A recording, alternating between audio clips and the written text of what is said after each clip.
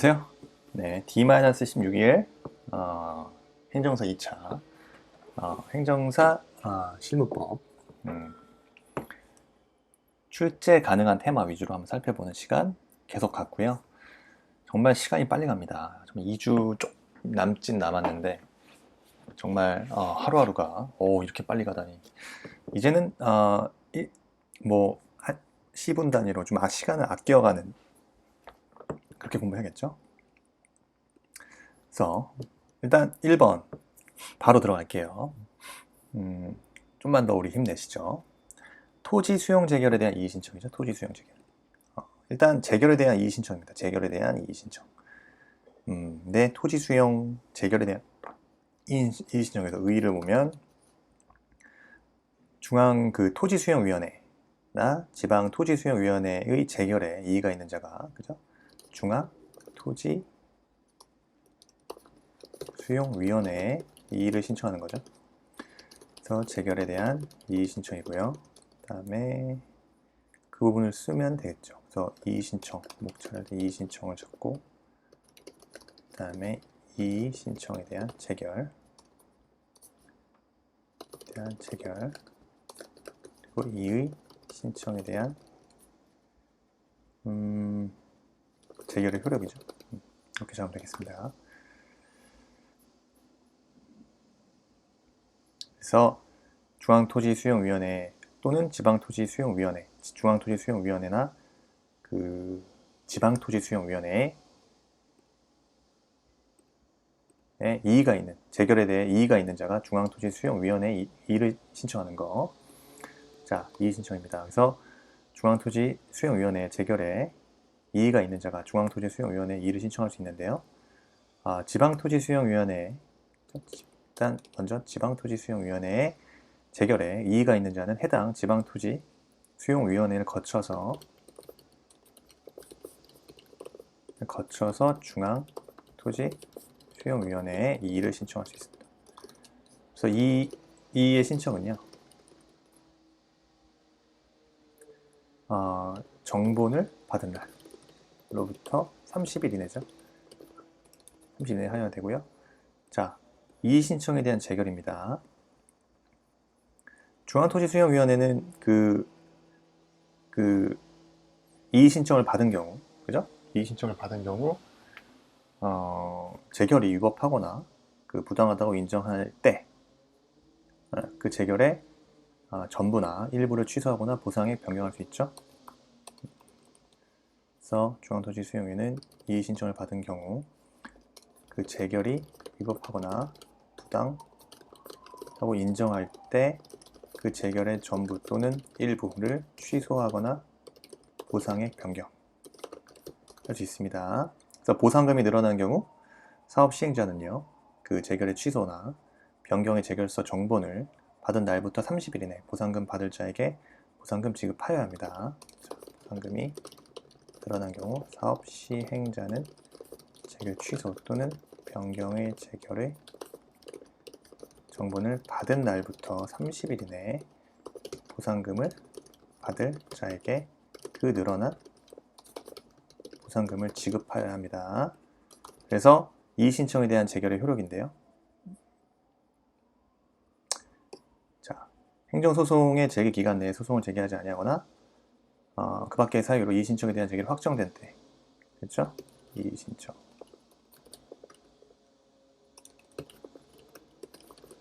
재결이 확정된 때는요, 민사소송법상의 확정 판결로 보죠. 동일하다. 확정 판결이 있는 것과 동일하다고 봐서 재결서 정보는 어떻게 돼요?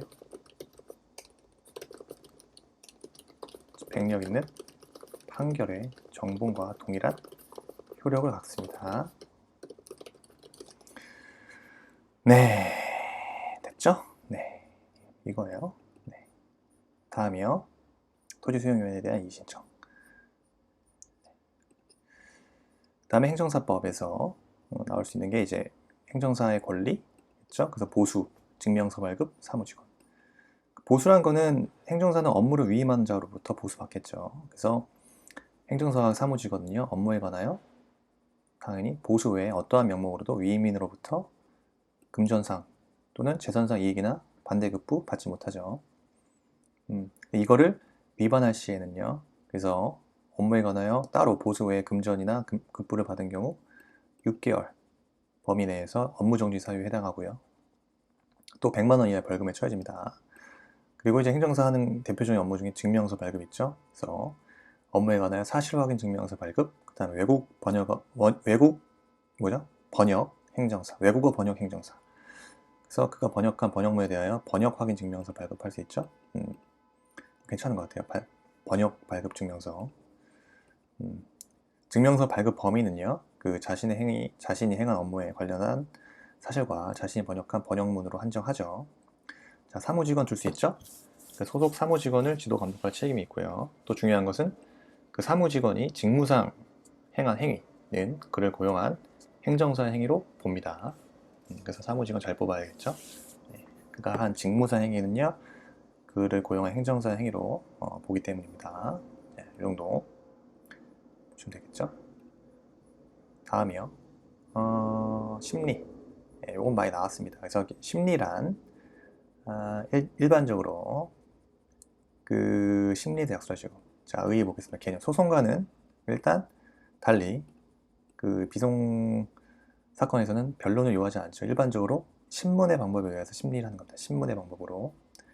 그리고 심리 절차의 준용입니다. 비송 사건의 항고 부분의 심리 절차는요.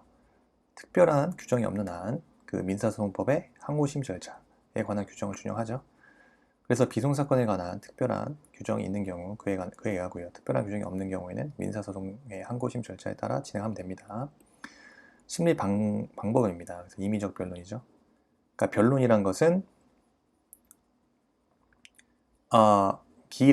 재판 기일에 수소법원이 공개법정에서 당사자 양쪽이 말한 판결에 당사자 양쪽이 구두로, 그죠? 말로 판결의 기초가 될 수 있는 소송 자료를 심리하는 건데, 그 소송 자료라는 것은 그 사실과 어떤 증거를 제출하는 방법으로 소송을 심리하는 절차입니다.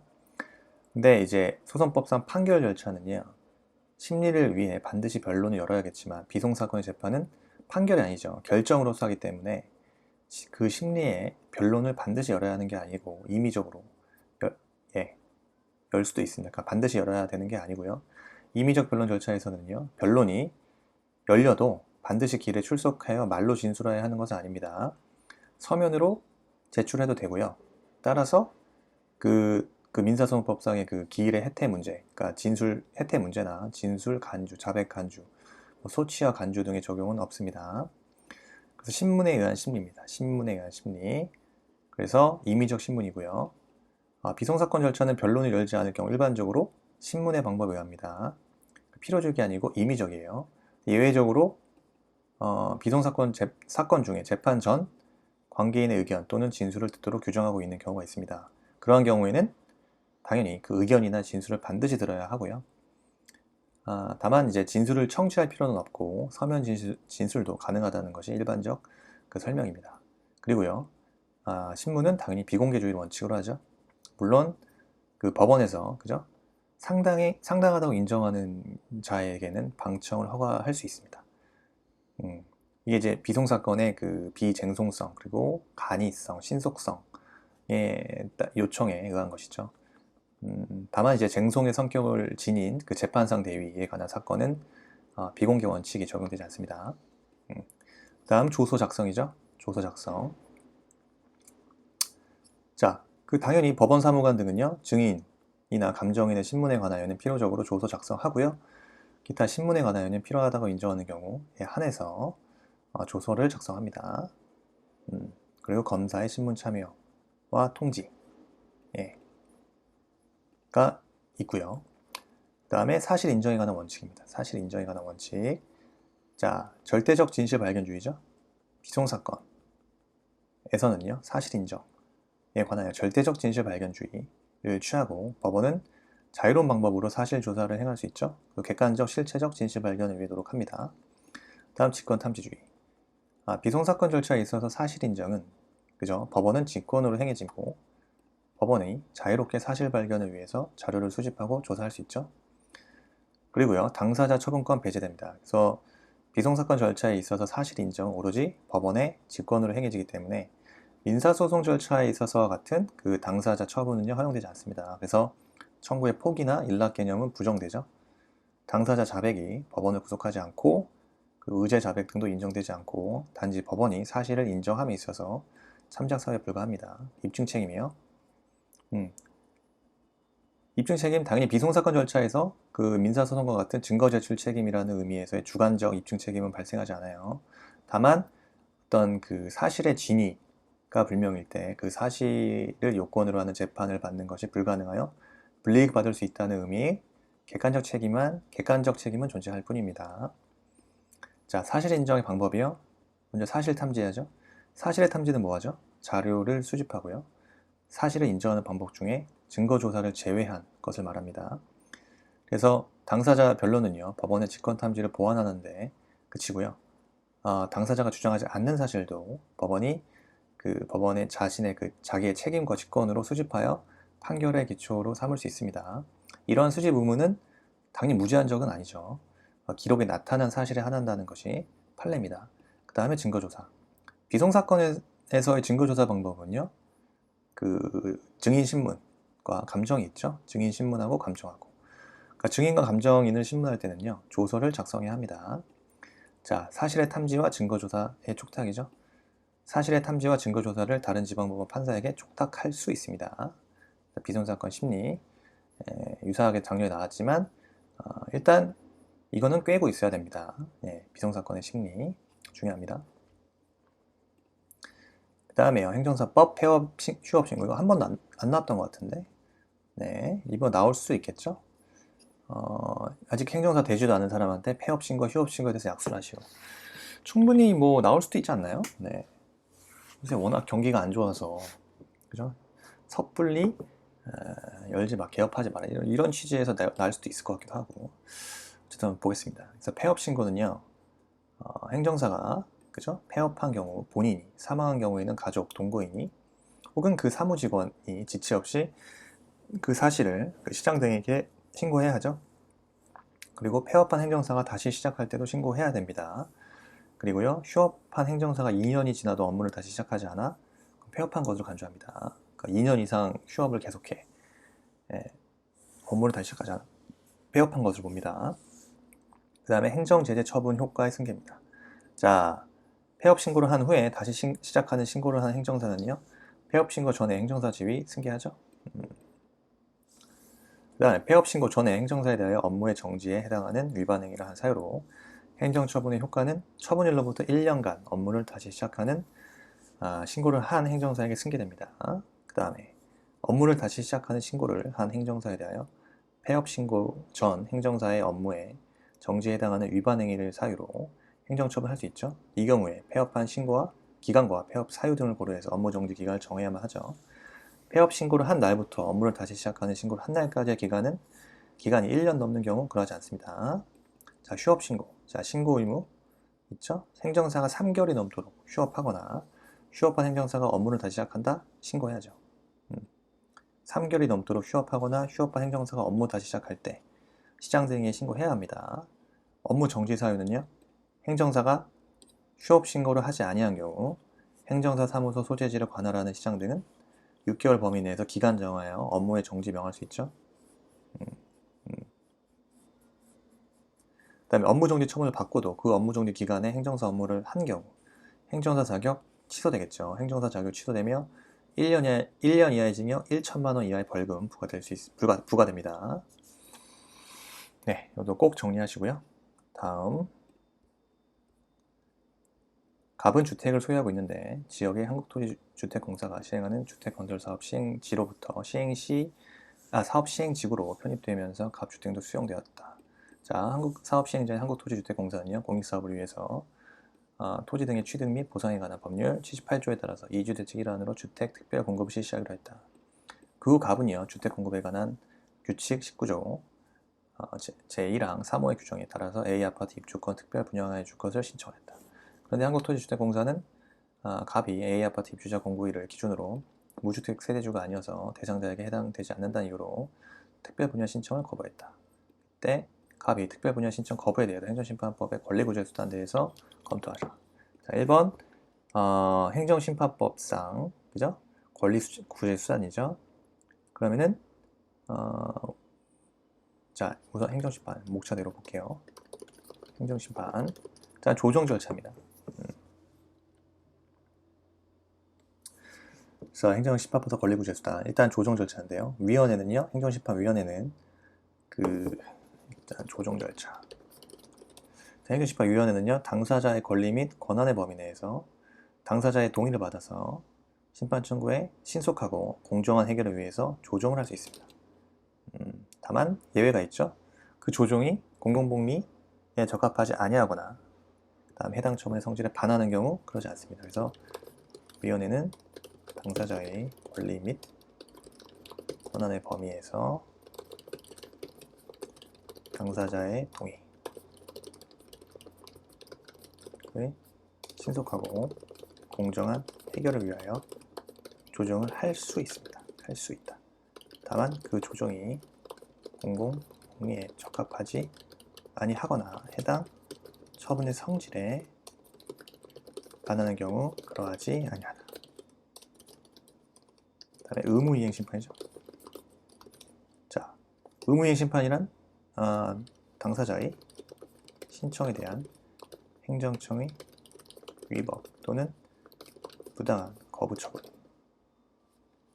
부적이 되어 일정한 처분을 하도록 하는 행정심판을 얘기하죠. 그 다음에 거부 처분, 취소 심판.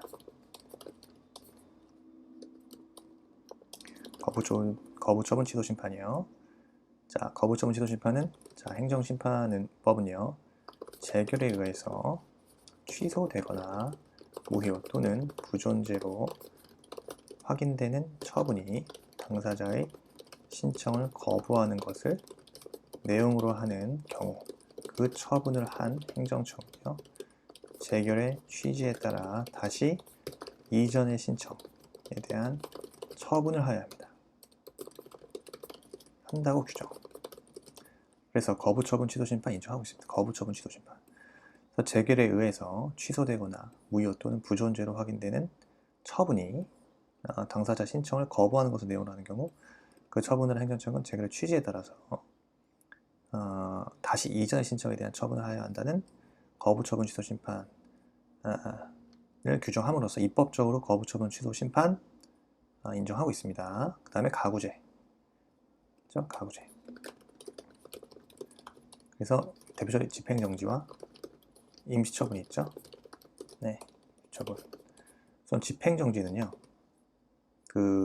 거부처분의 경우죠. 거부처분의 경우입니다. 거부처분의 경우, 처분의 효력이나 처분의 집행 또는 절차의 속행이 전부 또는 일부의 정지를 잠정적으로 결정한다고 하여 당사자 등이 원하는 처분이 인정되는 것은 아니다. 점에서 거부 처분의 경우에는 집행정지의 실효성이 없죠. 없습니다. 그래서 거부했다. 이때 집행정지는 당연히 거부 처분의 효력이나 처분의 집행 또는 절차의 속행이 전부 또는 일부의 정지를 잠정적으로 결정한다고 해요. 당사자 등이 원하는 처분이 인정되는 것이 아니기 때문에 집행정지 실효성은 없다고 봅니다. 거부처분. 그래서 거부처분 취소심판. 그렇죠? 그래서 조정 절차, 의무이행심판, 거부처분 취소심판, 가구제, 집행정지 실효성이 없어요. 그렇죠? 임시처분에 대해서 검토해야죠. 왜냐? 임시처분은 그 성격이 집행정지의 목적을 달성할 수 없을 때 보충적으로 허용되기 때문에. 그렇죠? 임시처분이란 거는 처분 또는 부작에 대해서 당사자가 받을 우려가 있는 중대한 불이익, 당사자에게 생길 급박한 위험을 막기 위하여 임시지위를 정해야 할 필요가 있는 거죠. 있는 경우에 행정심판위원회가 바라는 가구제 수단을 말하고요. 임시처분은 일단 기본적으로 임시지위를 정해야 할 필요가 있는 거죠. 그래서 소극적 협상 유지 기능만 있는 집행 정지 제도의 한계를 해소하고, 그래서 나아가서 청구인의 권리를 두텁게 보호하려는데 취지가 있죠. 취지가 있으며 그 성격은 보충성을 갖죠. 집행정지의 목적을 달성할 수 없을 때 보충적으로 허용됩니다. 네, 그래서 거부 처분이 있을 때, 특별 분야 신청 거부 처분이 있을 때, 그 특별 분야 신청 거부에 대해서 행정심판 권리구제 수단, 조정 절차, 행정심판법상 조정 절차가 있고요. 그 다음에 의무이행 심판이 있습니다. 그리고 거부 처분 취소 심판 할 수 있죠. 거부 처분을 취소해달라는 취소 심판. 왜? 재결에 의해서 취소되거나 부존재로 확인되는 처분이 당사자의 신청을 거부하는 것을 내용하는 경우, 그 처분을 행정청은 재결의 취지에 따라 다시 이전의 신청에 대해서 처분해야 한다고 규정하고 있습니다. 입법적으로 그 거부처분 취소 심판을 인정하고 있죠. 그 다음에 가구제 수단에서 거부처분에서는, 거부처분의 경우는 기본적으로 처분의 효력, 처분의 집행 또는 절차의 속행의 전부 또는 일부의 정지를 잠정적으로 결정한다고 해서, 그죠? 당사자 등이 원하는 처분이 인정되는 것이 아니기 때문에 그 실효성은 없습니다. 다만 그리고 이제 임시지위를 정해야겠죠. 그래서 임시처분이란 가구제 수단이죠. 처분 또는 부작위에 대하여 당사자가 받을 우려가 있는 중대한 불이익이나 당사자에게 생길 급박한 위험을 막기 위하여 임시지위를 정해야 할 필요가 있는 경우, 행정심판위원회가 바라는 가구제 수단이죠. 임시처분은 그 집행정지가 소극적 협상 유지 기능만 있는 집행정지 제도의 한계를 해소하죠. 청구인의 권리를 두텁게 보호하려는 취지가 있기 때문에 집행정지의 목적 달성 없을 때 보충적으로 허용된다. 그래서 이 정도